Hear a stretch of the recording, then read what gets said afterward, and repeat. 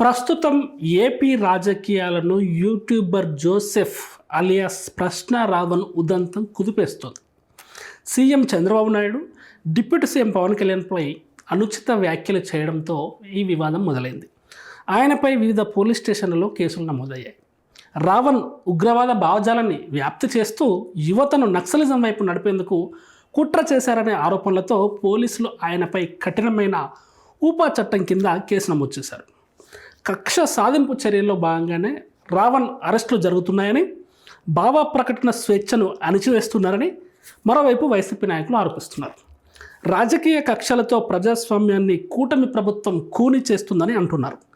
తాజాగా వైఎస్ఆర్సీపీ నేత మాజీ మంత్రి అంబటి రాంబాబు మాట్లాడుతూ రాష్ట్రంలో శాంతి భద్రతలు కాపాడాల్సిన పోలీసులు ప్రతిపక్షాలపై కేసులు పెడుతున్నారని, సోషల్ మీడియా యాక్టివిస్టులను లక్ష్యంగా చేసుకుని వరుస అరెస్టులు చేస్తున్నారని ఆగ్రహం వ్యక్తం చేశారు.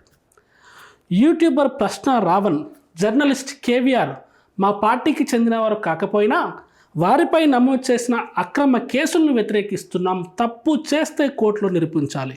కేసుల మీద కేసులు పెట్టి వేధించడం చట్ట విరుద్ధం. ప్రశ్న రావణ్పై 5 సార్లు అరెస్ట్, బెయిల్, మళ్ళీ అరెస్ట్ అధికార దుర్వినియోగానికి నిదర్శనం. రిమాండ్ ఇవ్వని కోర్టులను దాటేందుకు ఉపా కేసు పెట్టడం న్యాయ వ్యవస్థకే సవాల్. ఉగ్రవాదులపై ఉపయోగించే చట్టాన్ని ఓ యూట్యూబర్పై ప్రయోగించడం దారుణం. అన్యాయంగా కేసులు ఎదుర్కొంటున్న వారికి వైఎస్ఆర్సీపీ లీగల్ సపోర్ట్ అందిస్తుంది. సాయికృష్ణ, క్రాంతికుమార్, ప్రశ్న రావణ్, కేవీఆర్ ఎవరో మా పార్టీ వల్ల కాకపోయినా అన్యాయానికి వ్యతిరేకంగా నిలుస్తాం. బాధితులనే నిందితులుగా మార్చే ధోరణిని వైఎస్ఆర్సీపీ సహించదు. ప్రభుత్వాన్ని విమర్శిస్తే ఉపా కేసు, అధికారాన్ని పొగిడితే రక్షణ అనే పరిస్థితి రాష్ట్రంలో నెలకొంది. రాష్ట్ర సమస్యలను వదిలేసి సోషల్ మీడియా యాక్టివిస్టులపై ప్రభుత్వం కక్ష సాధింపు చేస్తోంది. మమ్మల్ని దూషించే వారిపై చర్యలు లేవు, ప్రభుత్వాన్ని ప్రశ్నిస్తే మాత్రం అరెస్ట్లా అని అంబటి రాంబాబు కూటమి ప్రభుత్వాన్ని ప్రశ్నించారు. అయితే తాజాగా వైసీపీ నాయకుల స్పందనపై నెల్లూరు రూరల్ ఎమ్మెల్యే కోటంరెడ్డి శ్రీధర్ రెడ్డి స్పందించారు. హిందూ మఠాధిపతులు, పూజారులను కించపరుస్తూ మాట్లాడిన యూట్యూబర్ రావణ్ అలియాస్ జోసెఫ్ను వైసీపీ అధినేత జగన్ ఎలా వెనకేసుకొస్తారని నెల్లూరు రూరల్ ఎమ్మెల్యే కోటంరెడ్డి శ్రీధర్ రెడ్డి తీవ్ర స్థాయిలో ధ్వజమెత్తారు. నెల్లూరులో ఏర్పాటు చేసిన మీడియా సమావేశంలో ఆయన మాట్లాడుతూ జగన్ వైఖరిని ఎండగట్టారు. తనకు దేశభక్తి లేదని స్వయంగా జోసెఫ్ బహిరంగంగా చెబుతుంటే అలాంటి వ్యక్తిని జగన్ ఏ విధంగా సమర్థిస్తారని ఆయన సూటిగా నిలదీశారు. దేశద్రోహ వ్యాఖ్యలు చేసేవారికి వంత పాడటం న్యాయకత్వ లక్షణం కాదన్నారు. రావణ్పై నమోదైన కేసుల విషయాన్ని న్యాయస్థానాలు చూసుకుంటాయని కోటంరెడ్డి స్పష్టం చేశారు. తగిన ఆధారాలు ఉన్నాయి కాబట్టే న్యాయస్థానం అతన్ని రిమాండ్కు పంపిందని గుర్తు చేశారు. ఇలాంటి సున్నితమైన విషయంలో దేశభక్తి లేని వ్యక్తికి మద్దతు తెలుపుతున్న వైసీపీ అధినేత వైఖరి అత్యంత దుర్మార్గమని తీవ్రంగా ఖండించారు. దేశ వ్యతిరేక వ్యాఖ్యలు చేసిన రావణ్కు మద్దతిచ్చిన జగన్ తక్షణమే యావత్ దేశ ప్రజలకు క్షమాపణ చెప్పాలని కోటంరెడ్డి డిమాండ్ చేశారు. ఈరోజు హిందూ మత విశ్వాసాల మీద, సాధు సంతుల మీద విచక్షణ రహితంగా దాడి చేసిన ఇలాంటి వ్యక్తులు రేపు ఇతర మతాలపై దాడి చేయరని గ్యారంటీ ఏంటని ఆయన ప్రశ్నించారు.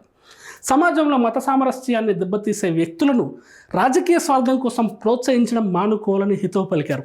అదేవిధంగా గతంలో వైఎస్ భారతిపై సోషల్ మీడియాలో పోస్టులు పెట్టిన వారిపై చర్యలు తీసుకున్న విషయాన్ని ప్రస్తావించిన ఆయన ప్రధానమంత్రి నరేంద్ర మోడీపై కూడా జోసెఫ్ రావణ్ అనుచిత వ్యాఖ్యలు చేశారని వివరించారు. ఫైనల్గా ఈ జోసెఫ్ అలియాస్ ప్రశ్న రావణ్ అంశం కూడా ఆంధ్రప్రదేశ్ రాజకీయాలను కుదిపేస్తుంది. ఇది కాస్త కూటమి వర్సెస్ వైసీపీగా టర్న్ తీసుకుంటుంది. ప్రశ్న రావణ్కు సపోర్ట్గా, మద్దతుగా నిలుస్తూ వైసీపీ నాయకులు ఒక్కొక్కరుగా బయటకు వచ్చి ప్రెస్ మీట్లు పెడుతూ మాట్లాడుతున్నారు. దానిపై అటు కూటమి నాయకుల నుంచి కూడా అదేవిధంగా ప్రతిస్పందన వస్తుంది. రావణ్ తప్పు చేశాడు అని కోర్టులు నమ్ముతున్నాయి కాబట్టి ఆయనకు రిమాండ్ విధించాయని, అలాంటి వ్యక్తులకు సపోర్ట్ చేసి మీ విలువను దిగజార్చుకోవద్దని, వ్యక్తి కేంద్రంగా కామెంట్స్ చేసి వ్యక్తిగత దూషణలకు పాల్పడే వ్యక్తులకు మీరు వంత పాడొద్దని, ఇలాంటి వ్యక్తుల్ని సమాజానికి దూరంగా ఉంచాల్సిన అవసరం ఉందని ఇటు కూటమి నేతలు మాట్లాడుతున్నారు. మరోవైపు వైసీపీ నేతలు మాత్రం దీన్ని ఖచ్చితంగా ప్రశ్నించే గొంతు నొక్కడమని వాళ్ళు చెప్తున్నారు. మొత్తంగా ఈ టాపిక్ మొత్తంలో ఇది పవన్ కళ్యాణ్పై చేసిన కామెంట్స్ కాస్త, జోసెఫ్ ఎవరైతే ప్రశ్న రావణ్ చేసిన కామెంట్స్ కాస్త ఇవాళ దేశద్రోహం కేసు దాకా ఊపా చట్టం దాకా వెళ్ళాల్సి వచ్చింది. అయితే ఫస్ట్ ఈ ఊపా చట్టం కేసు నమోదు కాలేదు.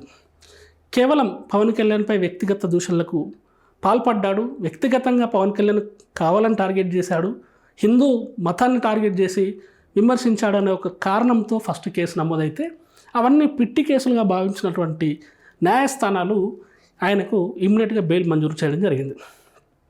ఏదైతే 7 ఏళ్లకు పైగా శిక్ష ఉంటుందో, 7 ఏళ్లకు పైగా శిక్ష పడే సెక్షన్స్ ఉంటాయో వాటి మీద మాత్రమే బెయిల్స్ ఇవ్వడంలో కొన్ని నియమ నిబంధనలు ఉంటాయి. కానీ 7 సంవత్సరాలకు లోబడి శిక్ష పడే వాటికి వీలైనంత త్వరగా బెయిల్ ఇచ్చే ప్రక్రియ మన న్యాయ వ్యవస్థలో ఉంది. కేసులకు లోబడి న్యాయస్థానాలు ఆ విధంగా, చట్టాలకు లోబడి ఆ సెక్షన్లకు లోబడి న్యాయస్థానాలు ఆ విధంగా బెయిల్ మంజూరు చేస్తాయి. అయితే ఈ క్రమంలో ఇటు కూటమి నేతలు, కూటమి నాయకులు, కూటమి కార్యకర్తలు, జనసేన నాయకులు, జనసేన కార్యకర్తలు ఈ ప్రశ్న రావని పాత విషయాలన్నీ తవ్వే పనిలో బిజీ అయిపోయారు ఈ కేసుల పరంపరలో. ఆ సమయంలో ఆయనకి హిడ్మా ఎన్కౌంటర్ సంబంధించిన ఒక వీడియో దొరికింది జనసేన నేతకి. గన్నవరం పోలీసులకు ఇమ్మీడియట్గా ఆ వీడియో చూపించి ఆ వీడియోలో ఆయన మావోయిజానికి మద్దతుగా మాట్లాడుతున్నారు, నక్సలిజానికి వంత పాడుతున్నారు, దేశ ప్రభుత్వాన్ని, దేశ చట్టాలని కించపరిచే విధంగా ఆయన చర్యలు, వ్యాఖ్యలు ఉన్నాయి. యువతను, తర్వాత విద్యార్థులను కూడా ఇటు నక్సలిజం వైపు వెళ్ళే విధంగా ఆయన సంభాషణ ఉన్నది అని చెప్పేసి ఆ వీడియోని పోలీసులకు చూపించడంతో పోలీసులు ఆయన మీద కేసు బుక్ చేశారు. ఆయన మీద ఊపా చట్టం కింద కేసు బుక్ చేసి ఆయనని ఇమ్మీడియట్గా కోర్టుకు తరలిస్తే ఆ కోర్టు ఆయనకి రిమాండ్ విధించింది. దాదాపు ఈ ఊపా చట్టంలో 180 రోజుల వరకు కూడా ఆయనకు బెయిల్ వచ్చే దాఖలాలు చాలా తక్కువ. ఎందుకంటే దాని మీద ఛార్జ్ షీట్ చేస్తారు. డే 1 ఫ్లాష్ బ్యాక్కి వెళ్ళి డే 1 నుంచి ఇంత పెద్ద ఛార్జ్ షీట్ మొత్తం కూడా రికార్డ్ చేయాల్సి వస్తుంది. ఈ ప్రాసెస్కే కనీసం ఒక 180 డేస్ పడుతుంది, అంటే 6 months పడుతుంది. సో ఇప్పట్లో ప్రశ్న రావణకు బెయిల్ రావడం చాలా కష్టంగా కనిపిస్తుంది, ఎందుకంటే ఊపా చట్టం ప్రయోగం వల్ల. సో ఇటు కూటమి నేతలు ఆయన తప్పు చేశారు కాబట్టి శిక్ష అనుభవిస్తున్నారని చెప్తున్నారు, కానీ వైసీపీ నేతలు మాత్రం ఆయన తప్పు చేయలేదు, ప్రశ్నించే గొంతు, దాన్ని నొక్కుతున్నారని మాట్లాడుతున్నారు. సో మొత్తంగా కూడా ఇటు ప్రశ్న రావణ అంశం ఇటు కూటమి వర్సెస్ వైసీపీగా మారింది అనడంలో ఎలాంటి సందేహం లేదు. సో ప్రశ్న రావణ్పై ఊపా చట్టం ప్రయోగించడం కరెక్టా? ప్రశ్న రావణ్ దేశం పట్ల, యువత పట్ల, నక్సలిజం పట్ల అనుచిత వ్యాఖ్యలు చేశారని మీరు భావిస్తున్నారా?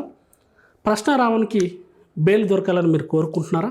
అసలు ప్రశ్న రావణ్ ఉదంతంలో ఎవరు తప్పని మీరు భావిస్తున్నారు? మీ అభిప్రాయాన్ని కింద కామెంట్ చేయండి.